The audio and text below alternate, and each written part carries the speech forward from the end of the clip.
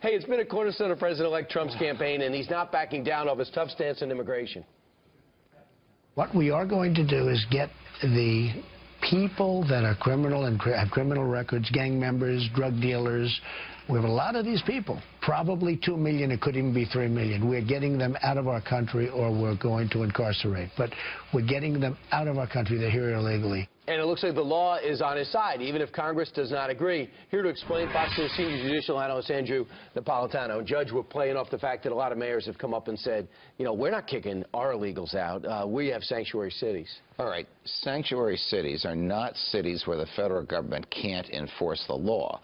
They are cities where the locals will not help the feds enforce the law.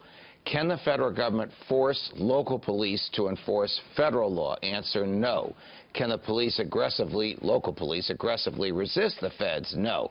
Can they stand silent? Yes. So a person has contact with the NYPD. The NYPD knows this person's here illegally. Under Mayor de Blasio, they will not report that person to the feds. The feds will have to find him. Under Mayor Giuliani, they would have reported that person to the feds, hung on to him or her until the feds came to take that person away. President-elect Trump actually has the law on his side because Congress has given American presidents great leeway to make a determination based on national security, national sovereignty, and the resources available about who should be deported and who should not be. Some of the states have pushed forward and said, leave our illegals alone. Philadelphia, New York, Chicago, L.A., San Francisco.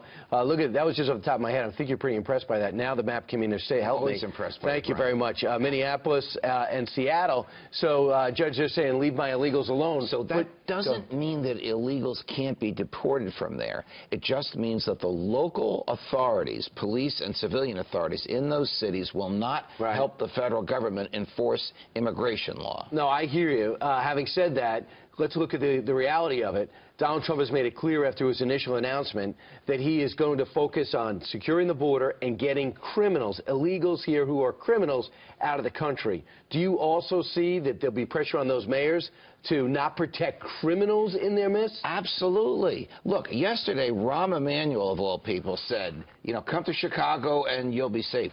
No one's safe in Chicago. Correct. It's really ridiculous to say that about Chicago. But the unintended consequences of that is going to be more pressure on the social welfare of the city, probably more crime, probably more congestion, the types of things that mayors have a difficult time dealing with. Yeah, especially Rahm Emanuel in particular.